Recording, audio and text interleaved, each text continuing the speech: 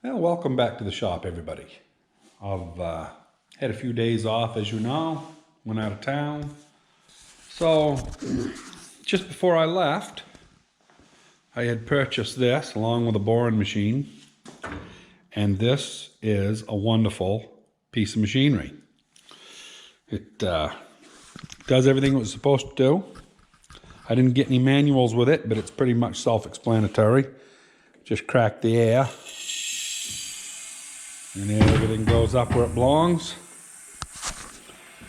And turn the power on and the oil comes out of it. Like so. Put that down the cylinder and hone away. Pretty good. I'll give you a quick demonstration. And you know, it's not rocket science. Of course, you got to make sure you don't overbore it, because then, you know, you can't put it back in the cylinder. But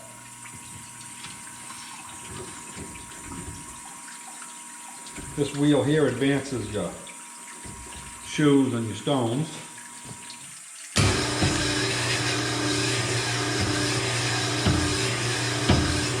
And basically, it's an air assist.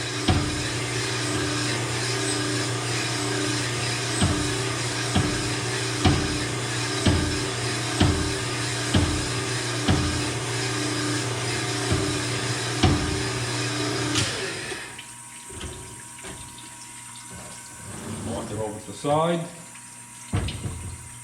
See how much further you gotta go. I only got about 1/1000 and a half, 2/1000 on these. Well, that one must have a little more than 2, because it's right at 2. Yeah. I actually got 2 on the top, 1.5 in the middle, 1.5 on the bottom.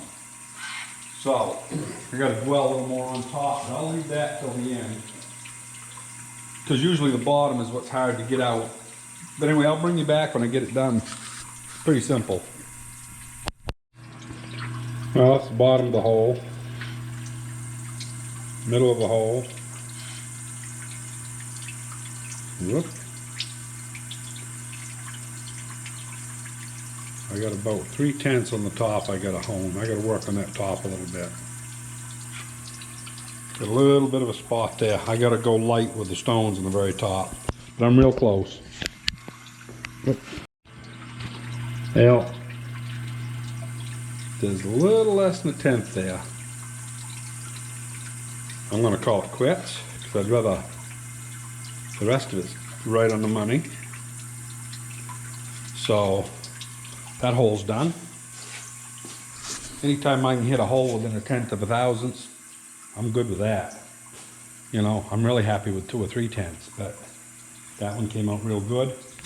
I got these 2 here left to do. That one I had already done. That's the one that I left. Well, it was one of my first bores, and I had 6/1000 left to take out of that. I honed it out.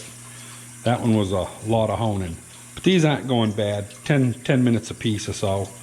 And you know, I'm always worried about making a tapered bore, so I do a little bit and see how it's honing.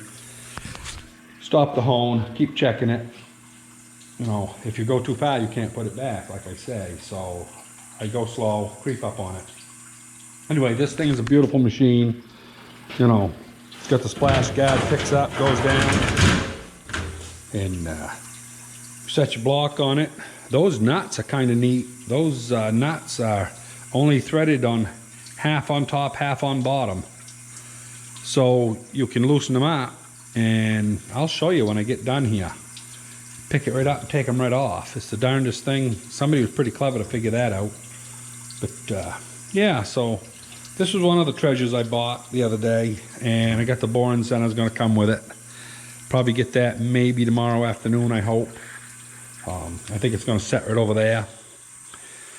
And anyway, I might end up moving this out. I could put the boring center right there. Have them both facing this way. There's room enough there for it. So anyway, we'll see what we do. Well, I got this thing all bored. I've tipped it one way. I'll let all the oil drain that can. Then I'll get a brush and brush out my oil in the galleys there, wipe it out. And then probably tip it the other way for a half hour or so. And it's ready to be shut down. The funny thing about this thing, it never had a valve on it. And if you went ahead and undid the airline, this thing would drop like right now. It would crash, literally. Now you just let the air come out of it because it's always leaking a little bit here.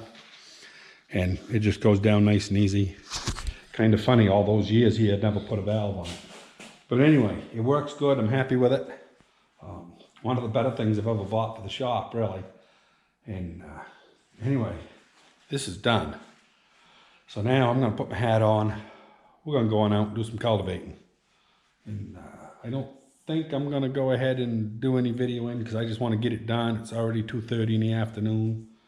And I'm real happy this is done. And Dana's going to be real happy. He's been real good. I mean, I know he's aggravated with me, but he hasn't been kicking me in the backside, really. I've been waiting to get this honing thing because I tried to do it. And you know, you got about 3/4 of an inch between the crankshaft webbing and the cylinders.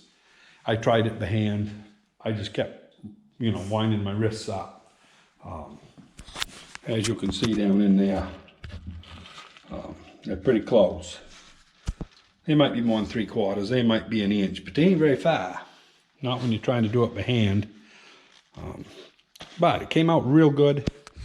Dana should be happy, and I'm happy it's done. So we'll let it drip dry for the night, and yeah, he can start cleaning on it and be getting ready to put it back together, because I think he might have his parts in, I'm not sure. Anyway, we'll talk to you next time.